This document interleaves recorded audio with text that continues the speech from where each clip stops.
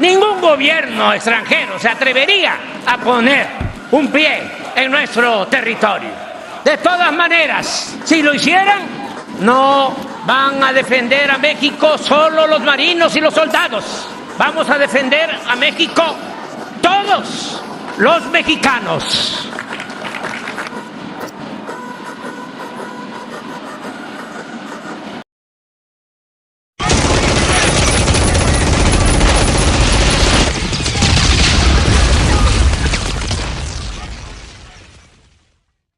Escucha. Ese no es solo un himno. Es un juramento grabado en el alma de una nación. Desde que nacemos, sabemos que llevamos una promesa, un soldado en cada hijo te dio. Pero esto realmente solo es un verso, o es un plan de defensa de 130 millones de almas. ¿Qué sucedería si esa promesa se activa? Olvídense de la diplomacia, de la no intervención. Estamos en el escenario final, el territorio nacional ha sido profanado. Hoy, en el estado de emergencia, vamos a responder con argumentos y la mayor precisión de qué tamaño sería el puño de México al golpear. ¿Cuántos millones de mexicanos aptos podrían movilizarse en defensa de su nación? Esto no es ficción, infantes.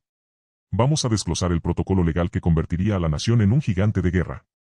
Y demostraremos por qué, incluso en el caos de una guerra total, México podría movilizar a 1 millón de combatientes adicionales en un esfuerzo que cambiaría la historia.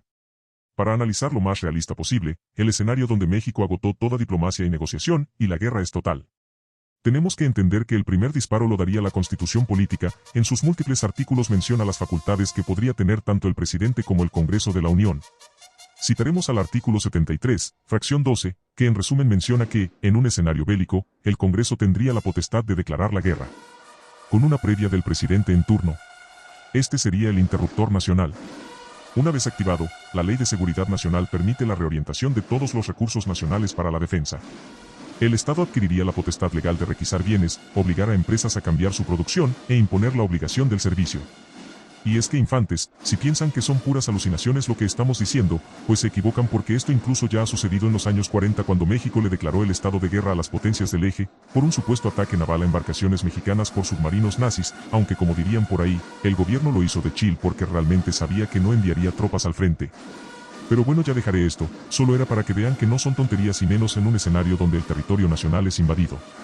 Ahora que sabemos que histórica y legalmente existen protocolos para un escenario así, pasaré a responder la pregunta del video.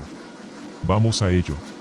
Al sol de hoy, México es el 10º país más poblado del mundo, con más de 130 millones de habitantes, y es que, a diferencia de otros como Japón, México tiene dos grandes ventajas: su población es relativamente joven con un promedio de 30.1 años, y no solo eso, ya que el grueso de esta asciende a más de 40 millones de almas, que irían entre los 18 a 45 años. Esta brutal potencia de millones suena bestial y lo es, pero definitivamente ni el 10% de esta se movilizaría, y acaba el porqué. Según datos y estudios de dependencias como el INEGI y la Secretaría de Economía, menciona que un país como México con una política histórica de no intervención, en caso de una guerra total no tendría la capacidad industrial para sostenerla y mucho menos reclutar en cuestión de meses a millones de nuevos soldados, por lo que, sí, infantes, lamento admitirlo, pero, aunque tengamos fe y patriotismo, de nada serviría, no tendría caso enviar a millones a una carnicería. Por lo que estimaciones realistas apuntan que lo máximo es que México solo podría movilizar 1 millón de hombres. Pero, ¿por qué 1 millón de combatientes adicionales? Pues analicemos. Lo veamos así, infantes, en un esfuerzo de guerra total, se requeriría que la nación mantenga a 1 millón de nuevos soldados con al menos 2.100 calorías diarias, uniforme en condiciones operativas, y munición constante. El millón es la cifra que quiebra la cadena de suministro civil, pero que aún podría ser controlada por el mando militar. Y no solo esto, sino que con ello también surgiría un cuello de botella industrial, en cuestión de armamento y munición. Vayamos con el ejemplo más rápido: el fusil FX-05 Xiuhcuatl, estándar de las Fuerzas Armadas de hoy en día, apenas ha superado las 100.000 unidades producidas en 2 décadas. ¿Ustedes creen que podrían siquiera igualar esta cifra en un año? Quizás sí, bajo este escenario, pero como digo, sería el nivel máximo de producción mexicano. El detalle no solo es el arma, también es la munición. Armar a 1 millón de hombres significaría la necesidad de asegurar miles de millones de cartuchos en pocos meses. Muchos alegarían compras de armas y armamento en cantidades industriales, en cuestión de meses, pero este no sería la prioridad, porque si México perdiera esa cadena de suministro, el umbral del millón caería drásticamente. La producción en masa requeriría sacrificar calidad por volumen, un riesgo táctico. Otro factor igual de importante que justificarían estos números sería la logística. El factor más infravalorado es el transporte. Movilizar a 1 millón de hombres y su equipo, armas, municiones, tiendas, raciones, radios, etc., requiere el control total de la red ferroviaria y carretera nacional. La ley permite la requisa, pero la fricción civil, caos, sabotaje, tráfico, paralizaría los movimientos. El Plan de Defensa Nacional asignaría convoys de protección permanentes solo para la logística. Un dato lamentable es que ni siquiera hoy por hoy México tiene los vehículos militares suficientes para transportar a los más de 350,000 soldados que conforman sus Fuerzas Armadas. Pasemos a otro factor crudo: la sanidad y el mando. La guerra total consume carne humana. La sanidad militar actual es profesional, pero limitada.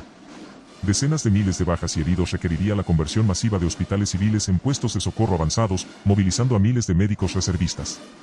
Además, el cuerpo de oficiales se diluiría para entrenar a la reserva, comprometiendo la calidad del mando a cambio. Otro factor que se consideró fueron la doctrina y táctica. El propósito de los 40 millones no sería el combate aéreo, sino la resistencia en profundidad. Por lo que 1 millón de combatientes armados sería una cifra más realista, que se dedicarían a defender la infraestructura crítica, como puertos, presas, centrales eléctricas, y a formar células de guerrillas urbanas permanentes. Por lo que después de analizar estos factores y el marco legal, nos encontramos con el costo táctico para el invasor, y es simple: este tendría que gastar como mínimo el triple de recursos para mantener el control de un territorio donde cada civil es un potencial combatiente.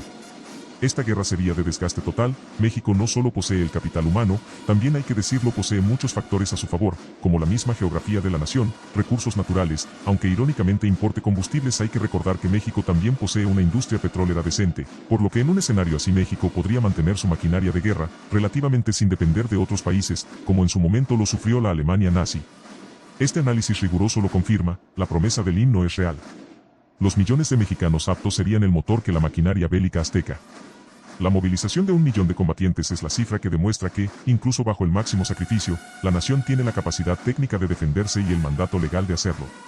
Para ir concluyendo, la existencia de este protocolo, de esta reserva humana, es el disuasivo más fuerte de México en la mesa geopolítica. La capacidad de movilizar a 1 millón de combatientes y la amenaza de una resistencia total de 40 millones eleva el costo de intervención a niveles insostenibles para cualquier potencia. No se trata de ganar la batalla inicial, sino de garantizar que el invasor pierda la guerra final. Este escenario nos deja como reflexión algo que no solo en este canal hemos dicho hasta el cansancio, sino muchos otros colegas. El verdadero desafío no es si tenemos los hijos, sino si el Estado está invirtiendo en la industria y la logística para honrar la promesa. El deber es maximizar esa capacidad.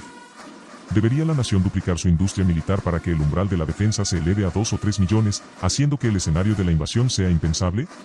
Ahí reside la verdadera pregunta de nuestra soberanía futura. Queremos saber tu análisis. ¿Qué infraestructura militar crees que debería ser prioridad para elevar la capacidad de defensa nacional? Deja tu opinión y únete a la conversación. Con mucho gusto responderé. Bueno, ya saben, si este análisis les gustó, me ayudarían demasiado compartiéndolo con todos sus amigos y conocidos para que más personas comprendan un tema que no debería ser tomado a la ligera. Igual los invito a unirse a este batallón mediante su suscripción. Les recuerdo que no cuesta ningún peso. Si ya lo hicieron, les recuerdo que activen todas las notificaciones para que siempre estén enterados de las novedades del canal. Y nada, sin más por el momento, me despido recordándoles siempre: nunca se olviden de seguir aspirando alto.